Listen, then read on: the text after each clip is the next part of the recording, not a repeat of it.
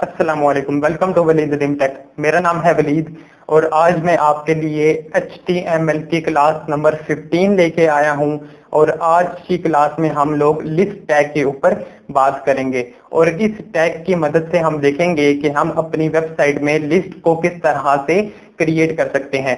तो दोस्तों, class start करने से पहले अगर आप लोगों ने मेरे चैनल को अभी तक सब्सक्राइब नहीं किया तो मेरे चैनल को सब्सक्राइब कर लें और साथ ही बेल के आइकन पर लाजमी प्रेस कीजिएगा ताकि आपको हर आने वाली न्यू वीडियो की अपडेट मिलती रहे।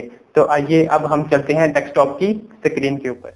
तो मैंने नोटपैड को ओपन कर लिया है और सबसे पहले हम HTML के डॉक्यूमेंट को क्रिएट कर लेते हैं। तो मैं यहाँ पर सबसे पहला टैग यूज करूंगा HTML का।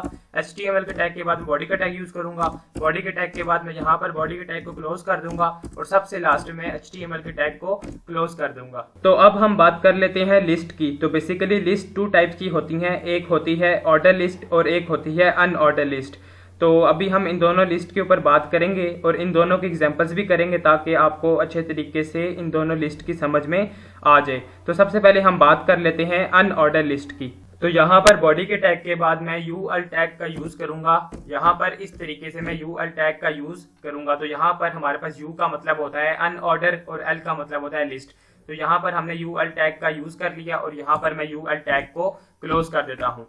तो अब हम अनऑर्डर लिस्ट को क्रिएट करते हैं। तो यहाँ पर मैंने अनऑर्डर लिस्ट का टैग क्रिएट कर लिया है और इसके अंदर अब हम लिस्ट को क्रिएट करेंगे। तो लिस्ट क्रिएट करने के लिए मैं यहाँ पर li टैग का यूज करूंगा। यहाँ पर हमारे पास li का मतलब होता है लिस्ट। तो इस लिस्ट में मैं लिख देता हूँ फॉर एग्जाम्पल पाकिस्तान और यहाँ पर मैं लिस्ट टैग को क्लोज कर देता हूँ। यहाँ पर लिस्ट टैग को क्लोज करने के बाद मैं एक और लिस्ट को क्रिएट कर लेता हूँ और यहाँ पर मैं लिख देता हूँ इंडिया और यहाँ पर मैं फिर से लिस्ट टैग को क्लोज कर दूंगा और यहाँ पर फिर से मैं एक और लिस्ट को क्रिएट कर लेता हूँ और इसमें मैं लिख देता हूँ इंग्लैंड और इंग्लैंड लिखने के बाद मैं यहाँ पर लिस्ट टैग को फिर से क्लोज कर देता हूँ। और अब हमने अनऑर्डर लिस्ट को क्रिएट कर लिया है। अब हम देखते हैं कि ये हमें वेब ब्राउजर पे किस तरह से शो होगी। तो इसके लिए मैं जाऊँगा फाइल पे जाने के बाद मैं इसको करूँगा सेव और मैं इसको डी ड्राइव में सेव कर देता हूँ और इसको मैं नाम दे देता हूँ फॉर एग्जाम्पल क्लास 15 का। क्लास 15 का नाम देने के बाद मैं .txt की एक्सटेंशन को रिमूव करके इसको .html में कन्वर्ट कर दूंगा और इसको मैं यहाँ से सेव कर दूंगा। तो अब हम चलते हैं डी ड्राइव में और देखते हैं कि ये हमें वेब ब्राउजर पे किस तरह से शो होगी।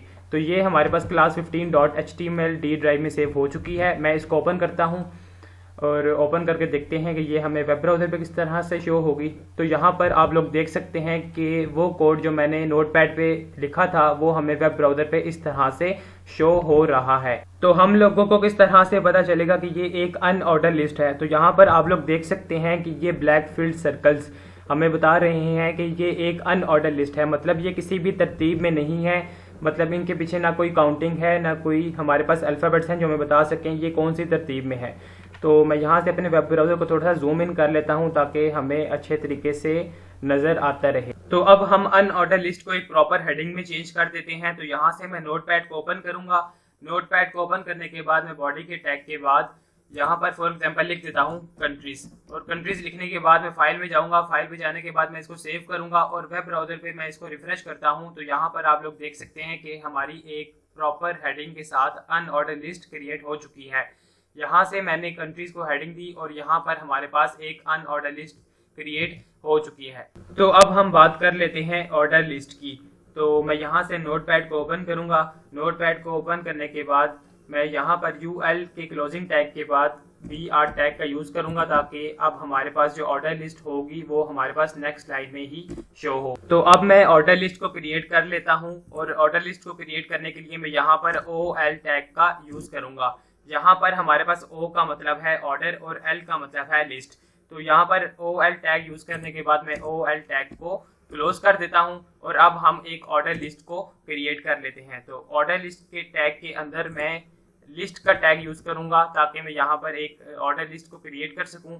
तो यहाँ पर फॉर एग्जांपल मैं लिखता हूँ ब्लैक और ब्लैक लिखने के बाद मैं यहाँ पर लिस्ट टैग को क्लोज कर देता हूँ और एक नई लिस्ट को क्रिएट करता हूँ और उसमें मैं लिख देता हूँ फॉर एग्जांपल पिंक और पिंक लिखने के बाद मैं यहाँ पर फिर से लिस्ट टैग को क्लोज कर दूंगा और एक और लिस्ट को क्रिएट कर लेता हूँ। फॉर एग्जांपल मैं यहाँ पर लिखता हूँ ग्रीन और फिर से मैं लिस्ट टैग को क्लोज कर दूंगा। और अब हम देखते हैं कि हमें ऑर्डर लिस्ट वेब ब्राउजर पे किस तरह से शो होगी। तो उसके लिए मैं फाइल पे जाऊंगा, फाइल में जाने के बाद मैं इसको सेव करूंगा और वेब ब्राउजर पे जब मैं इसको रिफ्रेश करूंगा तो यहाँ पर आप लोग देख सकते हैं कि ये एक ऑर्डर लिस्ट हमारे पास शो हो रही है। मतलब ये एक तरतीब में है, एक नंबरिंग के साथ है, जिसमें हमारे पास 1 2 3 एक नंबरिंग दी हुई है। तो यहाँ पर हम ऑर्डर लिस्ट को भी एक प्रॉपर हेडिंग दे देते हैं। तो यहाँ पर मैं BR टैग के बाद फॉर एग्जांपल यहाँ पर लिख देता हूँ कलर्स, और कलर्स लिखने के बाद मैं फाइल पे जाऊंगा, फाइल में जाने के बाद मैं इसको सेव करूंगा और वेब ब्राउजर पे जब मैं इसको रिफ्रेश करूंगा तो यहाँ पर हमारे पास ऑर्डर लिस्ट की भी एक प्रॉपर हेडिंग आ चुकी है, जिसको मैंने नाम दे दिया है कलर्स का।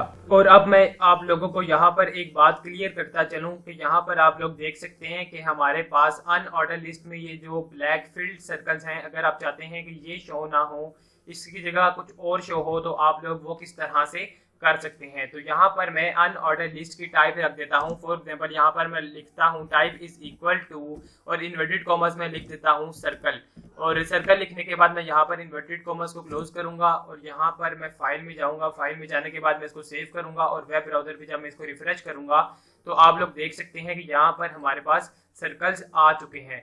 और यहाँ पर हम लोगों ने जो ऑर्डर लिस्ट क्रिएट की है, मतलब यहाँ पर जो हमारे पास एक सीरीज में काउंटिंग चल रही है, अगर आप चाहते हैं कि ये काउंटिंग शो ना हो, इसकी जगह कोई अल्फाबेट्स वगैरह शो हो, तो वो हम किस तरह से कर सकते हैं। तो यहाँ से मैं नोटपैड को ओपन करूंगा और यहाँ पर OL टैग के अंदर मैं टाइप इसकी रख दूंगा, type is equal to inverted commas में मैं लिखूंगा A, और यहाँ पर मैं इन्वर्टेड कॉमर्स को क्लोज करूंगा और मैं फाइल में जाऊंगा, फाइल में जाने के बाद मैं इसको सेव करूंगा और वेब ब्राउजर पे जब मैं इसको रिफ्रेश करूंगा तो यहाँ पर आप लोग देख सकते हैं कि ये हमारे पास स्मॉल ABC मतलब स्मॉल लेटर्स आ चुके हैं। अगर आप चाहते हैं कि ये स्मॉल ना हो, कैपिटल हो, तो यहाँ पर आपने A को कैपिटल में लिख देना है। तो मैं फिर से फाइल में जाऊंगा, फाइल में जाने के बाद मैं इसको सेव करूंगा और वेब ब्राउजर पे जब मैं इसको रिफ्रेश करूंगा तो यहाँ पर हमारे पास कैपिटल लेटर्स भी आ चुके हैं। इसके अलावा अगर आप ये भी नहीं चाहते तो यहाँ पर आप फॉर एग्जांपल जब I लिखेंगे मतलब स्मॉल I,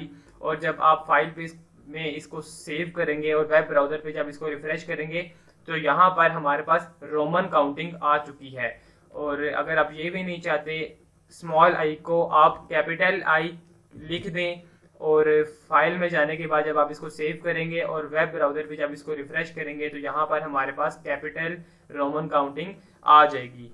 तो दोस्तों ये थी हमारी आज की क्लास, और आज की क्लास में हमने सीखा कि हम लिस्ट किस तरह से क्रिएट कर सकते हैं। इसके अलावा हमने सीखा कि ऑर्डर लिस्ट किस तरह से क्रिएट कर सकते हैं, और हमने सीखा कि अनऑर्डर लिस्ट को किस तरह से क्रिएट कर सकते हैं। उम्मीद है कि आज की क्लास आप लोगों को अच्छी लगी होगी। अगर क्लास पसंद आई है तो वीडियो को लाइक जरूर कीजिएगा, और अगर अभी तक आप लोगों ने मेरे चैनल को सब्सक्राइब नहीं किया तो चैनल को सब्सक्राइब कर लें और साथ ही बेल के आइकन पर लाजमी प्रेस कीजिएगा ताकि आपको हर आने वाली न्यू वीडियो की अपडेट मिलती रहे। तो मिलते हैं अब हम किसी और वीडियो में न्यू इन्फॉर्मेशन के साथ, तब तक के लिए अपना ख्याल रखिएगा। अल्लाह हाफिज।